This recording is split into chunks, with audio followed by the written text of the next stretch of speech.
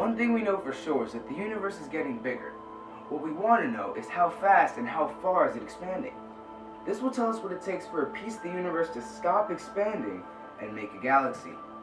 There are two main ways that we can measure the growth of the universe. Through brightness and size, we can measure and record the growth of the universe. But today we're going to focus on measuring size and length. And for that, we'll need to understand Baryon Acoustic Oscillation, or BAO. Let's start at the beginning.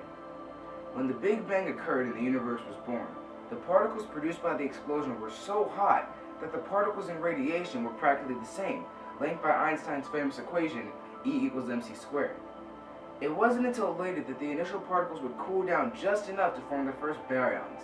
Now the baryons are subatomic particles that are made up of 3 quarks, and since the Big Bang occurred, the baryons have been expanding with the universe. Now scientists believe that the baryons are expanding and that they are interacting with gravity and dark matter. The radiation is then redshifted, which is when the baryon particles become visible. In physics, redshift is a phenomenon where electromagnetic radiation, such as light from an object, undergoes an increase in wavelength. From here, scientists are able to detect these increases in wavelength and trace them back to their source. For example, let's say that this pool is empty space and that this good-looking stone is the Big Bang. If I drop the stone into the pool, it would create a ripple effect. And if we were asked how long ago was the stone dropped in, we could answer that question using the ripples.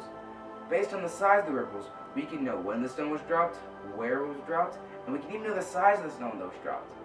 Now, applying this concept, scientists have a standard ruler to measure between ripples.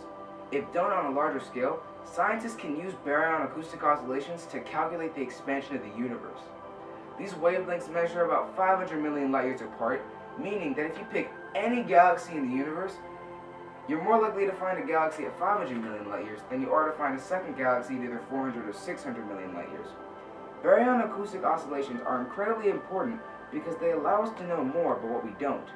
If scientists can use this method to find the starting point or beginning of our universe, we can find out so much more. In conclusion, if scientists ever hope to know the origins of the universe, they must examine the ripples in order to find the initial stone.